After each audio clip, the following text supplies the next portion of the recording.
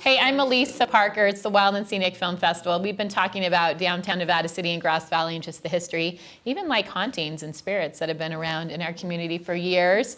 That's kind of the culture, you know, and part of films is both telling the stories that mirror our culture, but also just the storytelling itself is so important when we want to try and create a connection for someone to feel motivated and moved to actually make a difference and do something. That's what I've noticed, at least in so many of these films, including the one that we're going to talk about right now. It's called Mile for Mile.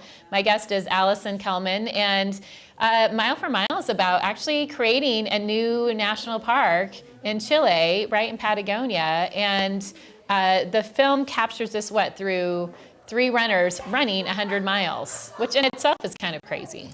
Absolutely. I mean, the beauty of the film that it was the story of this 100-mile run in parallel with the story of the creation of the park. And the route that they did was also very parallel to our story in that it's connecting the reserve that's just north of Patagonia Park, and the reserve to the south. And when the park is donated, all 3 of those will combine to be one big 650,000-acre national park. Can you tell us a little bit about that, Alison, too, and being donated? So my understanding right now is that it's being developed, the trails, and tell us about the process for that. Sure. So we purchased the land. Conservacion Patagonica purchased the land in 2002, and the park is now open as a park in progress, though we're continuing to build trails and campgrounds. But October 1st through April 30th, you can come and stay at the lodge and eat at the restaurant and drive through the valley. And we're really encouraging people to come and see it. We anticipate donation will be in the next couple of years, and there'll be a transition period after that. But really the goal for the project is to create or to donate the entire piece of land to the National Park Service and to the people of Chile. That's amazing. You know, also one of the things I love about this story is we often think things are just set, right? That things have been established and park systems have been established. And so to know, like I was talking to some folks around the Salish Sea, which we just know as Puget Sound, and to establish something new in this, even within our own lifetime, is pretty amazing. To have a new national park developed is pretty astounding, I think. You know, we tend to think so much is taken for. Absolutely, and I mean, we can do this project because of the location. Chile is one of the last places where you can buy a piece of land that large, that undeveloped. Not only is land less expensive, but it's available. I mean, in the U.S. it would be nearly impossible to do a project of this scale and have this kind of impact. Yeah. And so it's one of the main reasons that we're working down in Chile. So Alison, actually, you volunteered down there. Tell us about that. So I started as a volunteer 2 years ago.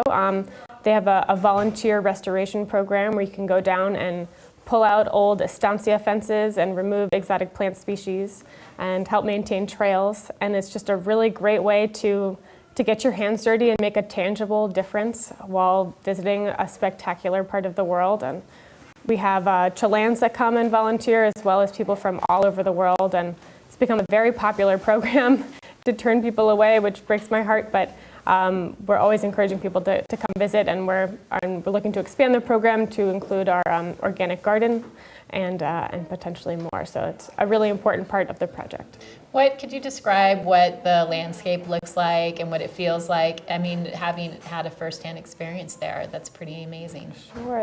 The land feels very open and huge, and the mountains, I mean, there's just an unlimited number of unclimbed peaks within reach of just the valley floor. So it feels very, very remote and beautiful. I was actually just watching a movie about Alaska, and it had that same very open, quiet vibe. And there's something about the water there too. You can drink the water right out of the river, which took me some getting used to, makes you nervous, but it has that very pristine, huge feeling to it. It's very magical. What would you say in the creation of the film Mile for Mile, what did the filmmakers want to accomplish, and what do they want folks to take away from this who might not even in this lifetime get to Patagonia? Sure. So I think the message they want people to leave with is that, you know, everybody has a passion and everybody has a skill, and you can use those things and leverage those things to conserve and protect the things that you love. And you don't need to go all the way down to Chile to do that. There are places in everyone's backyard that need protection and guardianship. And I think that that's really possible for a lot of people. And you don't necessarily pair trail running with conservation, but when you take a step back, it's often fairly easy to figure out what you can give and how you can contribute. Well, and what I liked about the film too in the trail running is, it was just a quicker way for them to experience the beauty in the natural world without necessarily driving a car, something that's often been inaccessible or most people haven't even seen. Mm-hmm. Did you get a chance to connect with the runners? Yeah, so they there's this great scene in the movie where they talk about visiting Valle Hermosa, which is up north in Henimeni, and it's really not accessible by car, and it's one of those really special places that you have to hike in to really experience it firsthand. And I think as you can tell from the movie, that part of the land really touched all of them individually, and it was one of their favorite parts. So I think that access and that firsthand experience with a very undeveloped place is really powerful for all of them. So having been down there, what's the wildest thing that's happened to you as being part of this park and the development of the park? Oh my gosh. I think one of my favorite things that I've done down there so far was looking for puma out at night. You can see their eyes shine green when you shine a flashlight on them. Wow. And so even though they're not up close, you can see them on the hills just from their eyes. And you really don't see them during the day or at all unless you're really looking for them. And I think it's really emblematic of the land. You could drive through a grassland and not see many living things, but in reality, this corner of the world is teeming with life and magnificent creatures, and it's just part of the landscape. To see a puma. I've never seen a puma before. That's pretty amazing. Are you going to be going back down there? Not this year, but probably next year. It's I will definitely be going back. Okay. What's the other work that you generally do? Well, Tompkins Conservation has a lot of projects all over Chile and Argentina, both in sustainable agriculture and some rewilding projects. One of our more exciting projects right now is in Ibarra, which are wetlands in Argentina, and they're doing a reintroduction program with jaguars, which haven't been in the region for 75 years. So I'm really excited to see how that turns out, and got some more jaguar pictures coming your way. Very cool. And what would you want to tell everyone about why it's so important to participate in something like Wild and Scenic? I think that one of the most important things that people leave here with is sort of not just a sense of support, but of validation. I think putting these projects together, often you're in a really small group and you're fighting something really big. And I think it's great that people can come together and really have the community to tell them that they're doing the right thing and that what they're doing is good.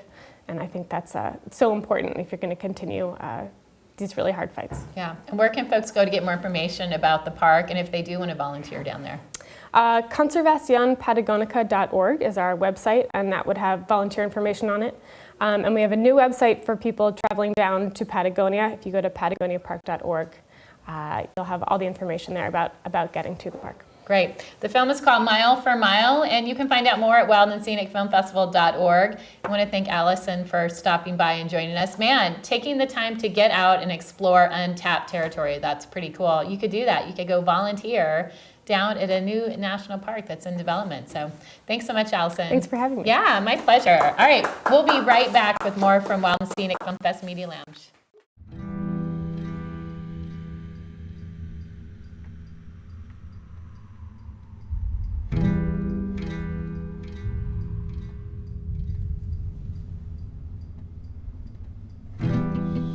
We are in a unique circumstance to be at Conservacion Patagonica now.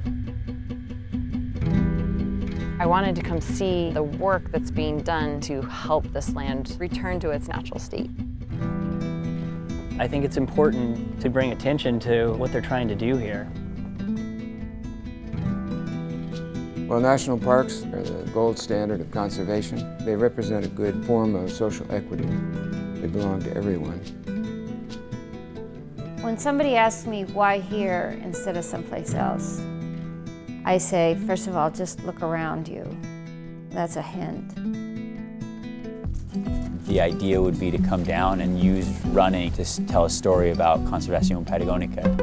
To run 100 miles through the future Patagonia National Park. My name is Luke Nelson. My name's Krissy Moehl. My name is Jeff Browning. And I guess I'm a runner. I'm a trail runner. I'm an ultra runner.